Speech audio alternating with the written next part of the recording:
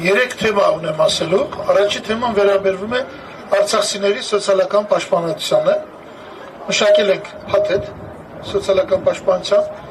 եւ սա հիմա հրապարակեն վաղը սա հանձնվի կառավարությանը։ Վաղը շաբաթը, ուրբաթ, երկու շաբթի հանձնենք։ Սույն թվականի մարտի 21-ին միասին հասարակական քաղաքական շարժման կազմակերպած հանրահավաքի մասնակիցները նշում են,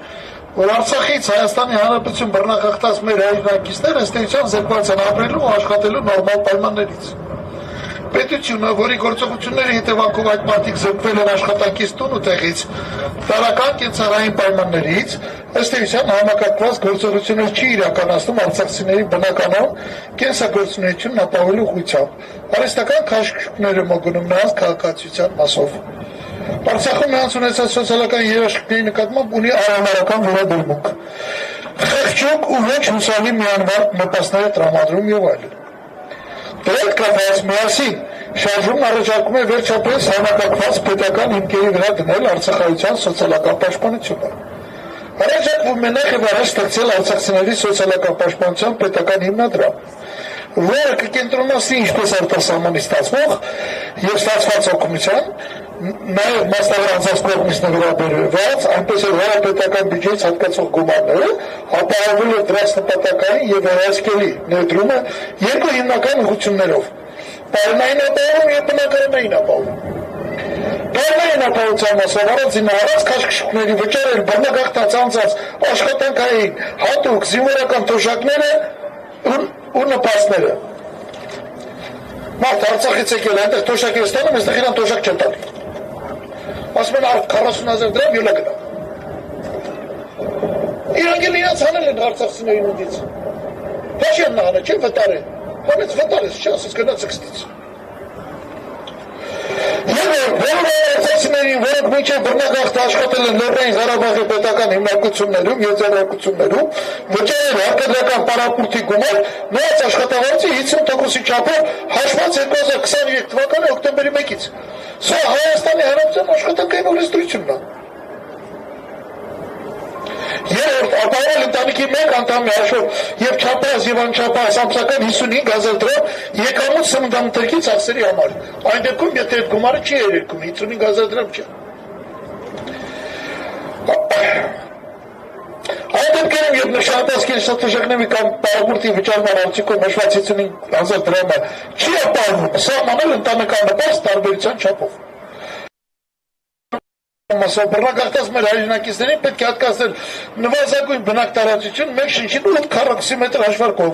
քաղաքաբնակ արցախցիներին բնակտարած տրամադրել քաղաքներում, իսկ գյուղաբնակներին գյուղերում, պետությունն իր միջոցների հաշվին պետք է տրամադրի բնակտարած վարձակալման կամ համանման այլ եղանակով։ Արցախցիներին, որոնք ցանկանում են բնակարաններ կամ տներ կառուցել, պետք է տրամադրել երկարաժամկետ անտոկոս վարկեր։ Ես կուզենայի դիմելով արցախցիներին, եթե ուզում եք ինչ-որ առաջարկներ ունենաք, երկու շաբթի եք ուզում տանել հանձնել, մինչև երկու շաբթի ասեք մենք ման անենք։ Իմ երկրորդ հարցը կապված է խաղաղության պայմանագրի հետ։ Այդ պայմանագրով Փաշինյանը տալիս է միջանցք Ադրբեջանին։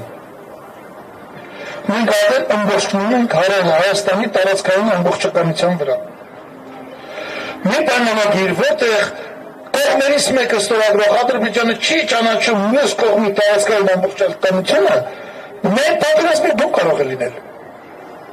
Ադրբեջանն ասել է ստորագրել ենք խաղաղությունը, բայց սահմանները չենք ստորագրելու, չենք ստորագրել։ Ես ճշտում եմ իմ սահմանները, ճշտել ճակերտավոր։ Մեզ գցել է փորձանքը։ Ադրբեջանական զորքը բեռներով, բեռնատար մեքենաներ բաներ մտել է մեզ դեպից հարավ գնացող Սյունիքում մեզ հատելու է եւ մենք ոչ ոք չենք կարողանում անենք։ Եվ ինքնից մեզ հուշացնում, ասում են չէ ոտամ Ադրբեջանը համարելու է միջանցք, բայց դա ընդամենը ճանապարհ գոյություն չունի ժամանակակից պրակտիկայում, գոյություն ունի միջանցք, գոյություն ունի տրանզիտ։ Այդ մարդը չի ասում տրանզիտ են տալու, ուրեմն միջանցք ես տալիս։ Ասում են թեմանը ճանապարհ են տալի, էդի խոսակցության թեմա չի,